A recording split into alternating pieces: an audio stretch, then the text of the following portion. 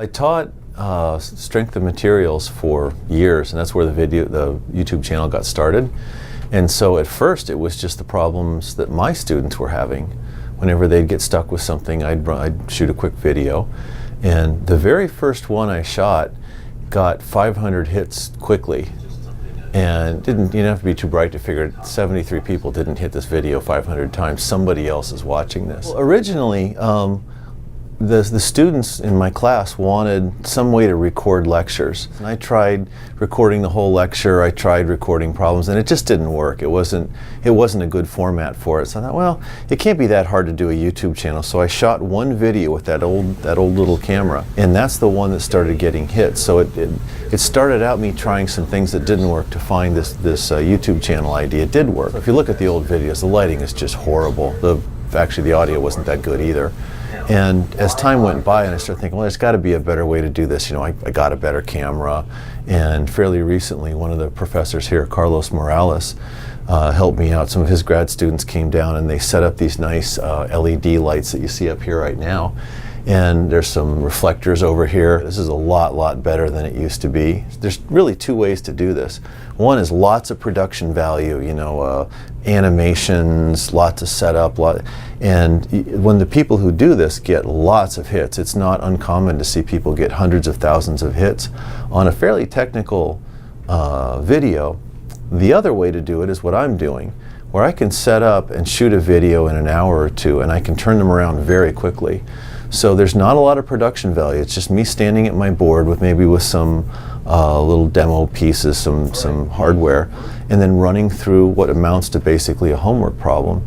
And because I can turn them around so fast, I can respond to needs much more quickly. To this day, I have no idea how people find these videos. They must be doing searches or something. The first time a user or a viewer contacted me was from Austria. Well, okay, that's definitely not one of my guys. I don't know how this person found it, but they had a question and I think I probably was able to answer it. But that's when it occurred to me, people all over the world are seeing this. There's 210, 220 countries in the world, depending on how you count them. And I've got hits from every single one of them. I have hits from the Svalbard and Jan Mayen Islands. I had to go look it up. I had no idea where these were. By far, most of the hits come from the United States, Great Britain, India, Australia, but I get a lot from countries where you wouldn't think there'd be enough English-speaking population for it to matter.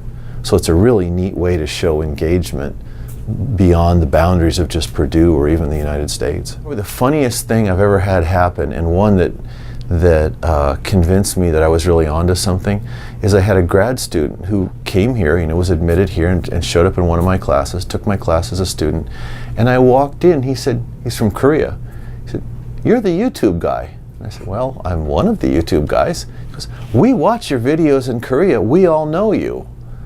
I thought, well, okay, didn't see that coming at all. I've turned these around pretty quickly, and I'm human, I'm fallible. I occasionally make a mistake in these, and sometimes I can fix it in editing. I'll actually put a little note. See that minus sign? That's wrong, but I corrected it later.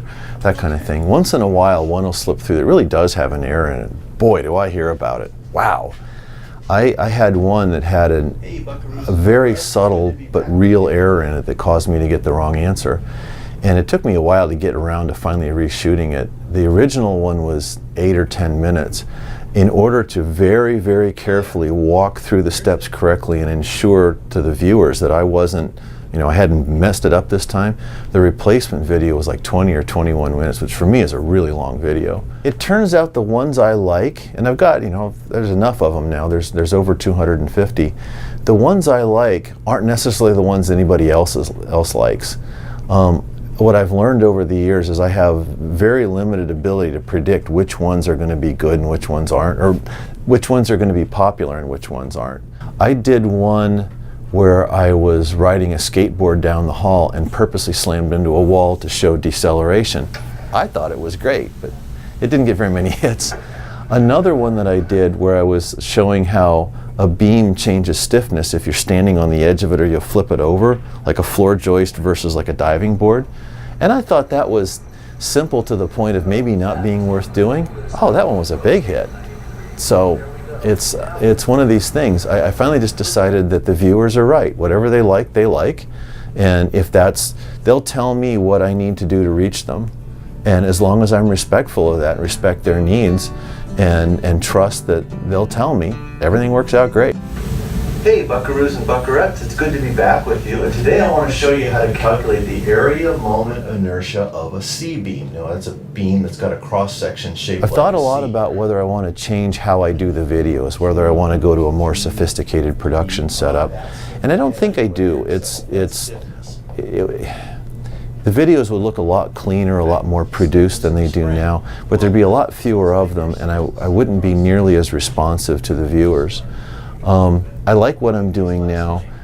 If there's one thing I would like to change, I want to have more hardware be part of it. A lot of the videos are just me at a board working through a homework problem, and some of the very popular ones are like that. But I'm a lot more pleased with the results personally when I'm outside. You know, I'll come in here, do a little bit of math, go outside, ride a skateboard, sit on a beam, jump, bounce, something that's concrete and real.